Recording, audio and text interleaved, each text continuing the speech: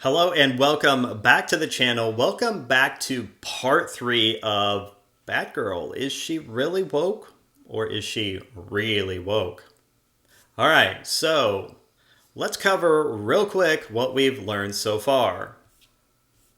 What we learned so far, and I will put links to the previous videos in the corner. I will add a card. We've learned that the timeline is woke. Flashpoint substitutes Supergirl for Superman. Completely woke. And then we see that Wonder Woman kind of gets away with some questionable stuff and it just gets swept under the rug because, I guess, because woman. Seems kind of woke. Then we see that Batgirl has been race swapped. This is also kind of a classic woke maneuver. And then we also learned that now Batgirl has the same origin story as Batman. Her mother was actually killed by the person that she has to go after, Firefly. And this essentially gives her the same origin story as Batman. So now she's effectively a gender-swapped Batman. Gender swapping your primary hero, or gender swapping a primary hero like Batman or Superman, also woke. Finally, we see that Batgirl was actually able to defeat the guy that she's supposed to defeat at the end, which sort of defeats the purpose of the whole movie, and she did this at some Halloween party. She just dressed up as Batman for a Halloween party and stopped some terrorists. Okay, so I surmised in the last video, based on this Reddit post, that what was being talked about was Barbara foiling Firefly's attack on Janice Porter, the district attorney, in her makeshift bat suit, which would have been her costume, and her failing to save Sullivan, who was an informant on Carmine Falcone, a former enforcer for him. Now, it's entirely possible that this could have been a separate event, but I'm not entirely convinced. So we see that Barbara has done all of this with just minimal training, martial arts in college with some no-name person who is not a master of anything in particular. And she begins to engage in vigilantism, aided, of course, by her transgender friend. This all seems pretty woke to me, but maybe you're not convinced, so let's go through the rest of the story now that you're caught up.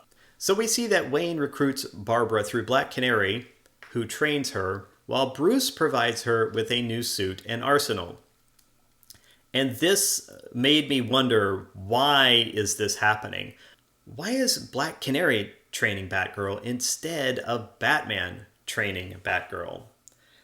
As a result, I said, well, I want to understand what training Batman has. So let's go into Batman and his training. And this will tie into why it seems a little bit absurd that Batgirl can foil anything with just some basic martial arts training that she picked up while she was in college.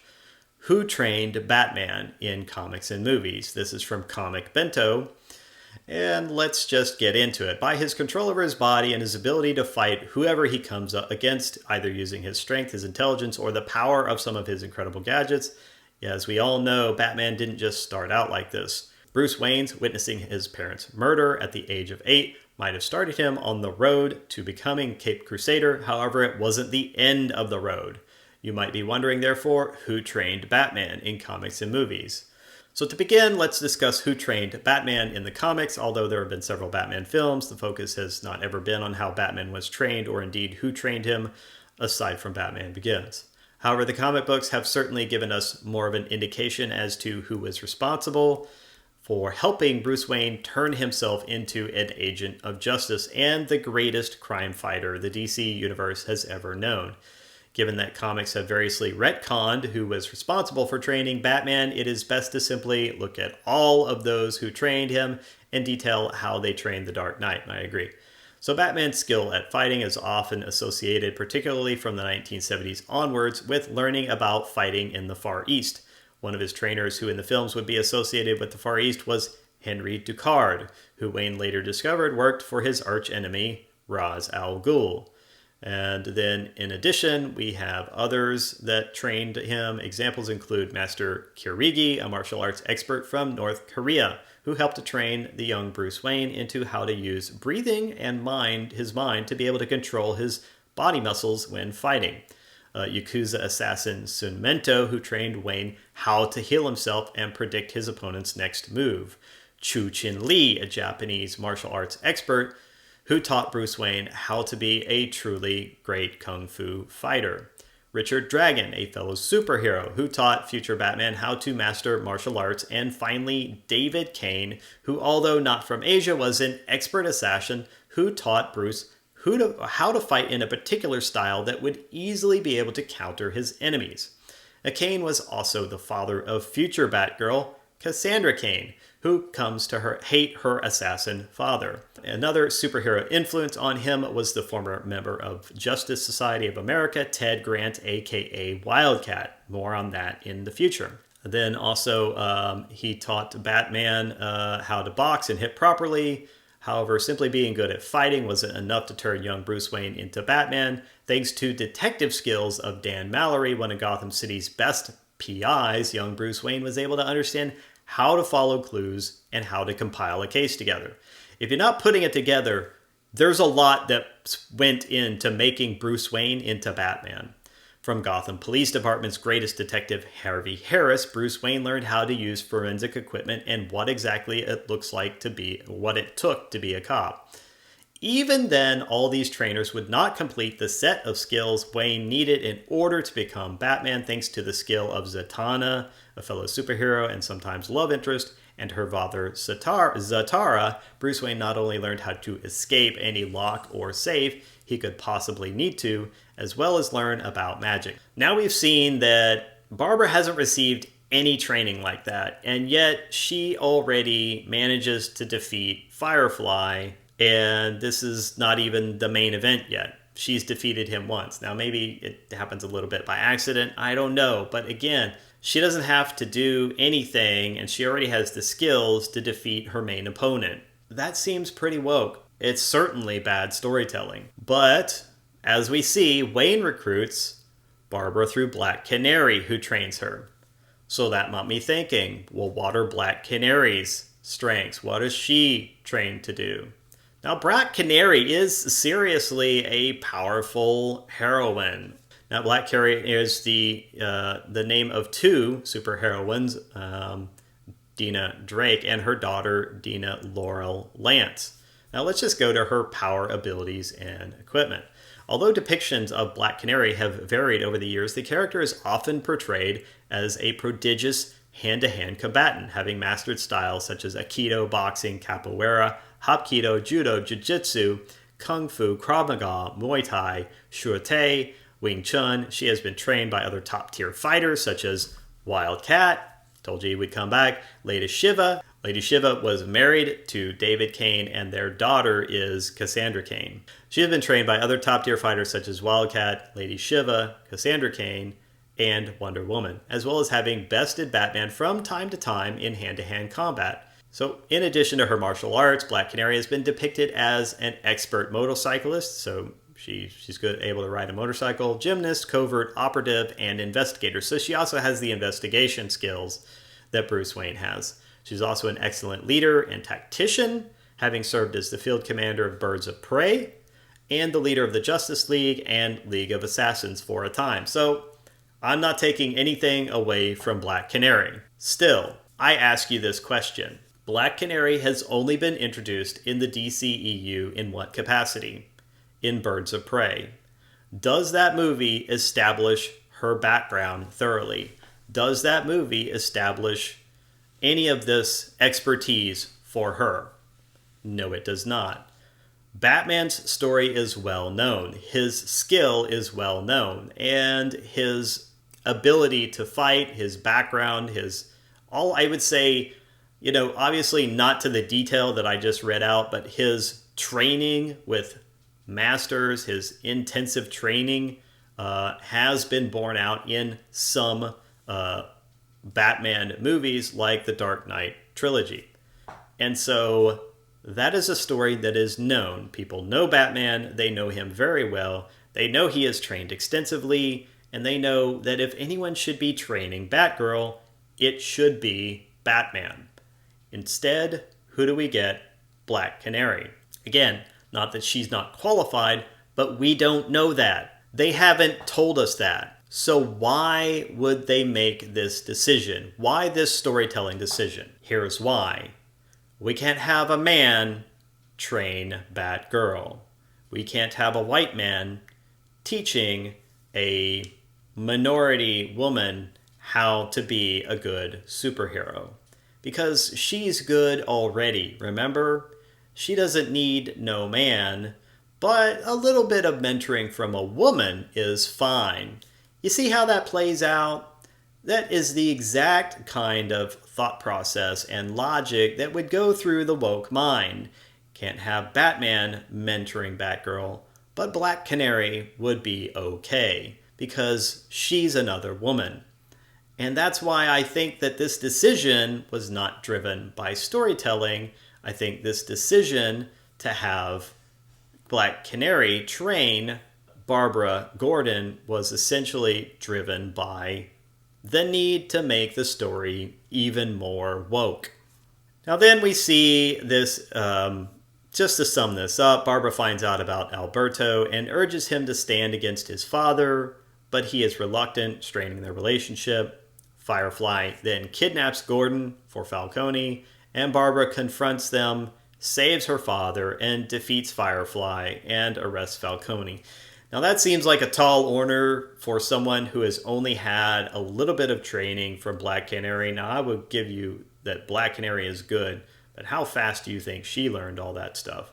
Now again, we say, well, maybe Firefly is not really that big of a baddie. And maybe he's not, because Barbara already defeated him once without any training at all. So she's going to be Mo Betta now. Obviously, but then why did she need the training in the first place? See, this is the circles that we go into and the illogical storytelling that takes place. And this defeats the whole hero's journey. She doesn't actually need the road of trials because, well, she can already defeat Firefly. She's already strong enough. So why do you need her to do this? This is sort of pulling the rug out from under her and her whole development story. This is why you see, even though you get to see her maybe train with Black Canary instead of Batman, she is not actually in need of this training. Now, she's probably in need of it in the future for other bad people, but let's face it, if Firefly can't beat her, she's already defeated him, then why does she need this? Now, that seems pretty woke, but let's continue. Alberto ultimately testifies against Falcone, who is convicted, but he must then leave Gotham for the FBI's witness protection program. Of course, she loses the love interest. Is that woke? No, this is just a popular comic books trope. Look, the hero often doesn't get to maintain their love interest. It's either too dangerous, or that person is at risk, or that person actually gets injured or even killed often. And this is why the superhero cannot maintain their love interest. Ultimately, that person is at risk and may have already been harmed as a result of just knowing or associating with the protagonist. All right, going on, Bruce reveals to Barbara that he was once Batman and he chooses her as his successor, Batgirl. Is this woke? I mean, in the context of the movie, I don't think so. I don't know, successor is a strong word, but they are setting this up as basically a ripoff of Batman Beyond, but without any of the actual mentoring by Batman and without any of the actual training by Batman, which again undermines the entire story and the entire plot line. But yeah, it's basically a quasi ripoff of Batman Beyond, but without giving Batman anything to actually do, other than to give Barbara some tools and some funding. But then you could have had any rich financier do that for her. Why do we even need it to be Batman then? I don't know. It's basically so that they can find a way to pass the torch from Batman to Batgirl. And this keeps a Batman out of the fray. He's not really able to compete or do things. I mean, we do see him suited up in the Batsuit, but only twice.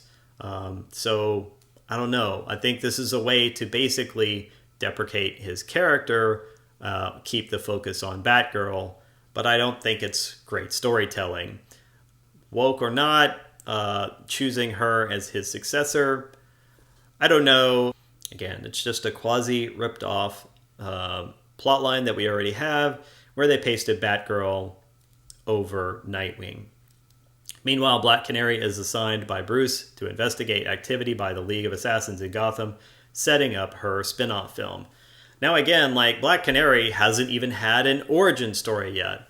Hopefully they would have given her that in the spin-off film, but I guess we'll probably never know now, because I don't think any of this is going to see the light of day. I think the entire Batgirl, this whole thing has been deleted. I mean, the timeline has been deleted. I think basically Flashpoint will be a movie that is a self-contained movie that ends where it begins. It will introduce this time conundrum, and that will get fixed in the movie, and everything will be reset back to how it was, basically like in Spider-Man No Way Home. Now, it's interesting. I think essentially after everything we've seen, I do say that I want to call this woke. But just to sum up again what we know: Flashpoint timeline, Supergirl, that's woke. Batgirl race swap, woke. Batgirl given the same origin story as Batman, basically making her a gender swapped Batman, woke. Batgirl defeats her primary enemy with the help of her trans friend. That's woke. We're definitely pandering here. Then Batgirl also defeats her primary enemy without any training at all. She's already the bestest ever. That's woke. Finally, Batgirl manages to get some training, not from the obvious choice Batman, who we know is a very skilled, all-around superhero and crime fighter, but from Black Canary instead, who is a woman, which obviously makes it more palatable. Definitely woke. So is Batgirl woke? Well, I think it is, but that's just my opinion. What do you think? Let me know down in comments below. I hope you enjoyed this series on Batgirl. Is she really woke, or is she really woke? That's it for the series. And if you want to continue to smash the narrative, then smash the like, subscribe, and share buttons, and I will see you in the next video. Have a great day. Right after that, she begins to engage in vigilantism. All right. And she begins to engage in vigilantism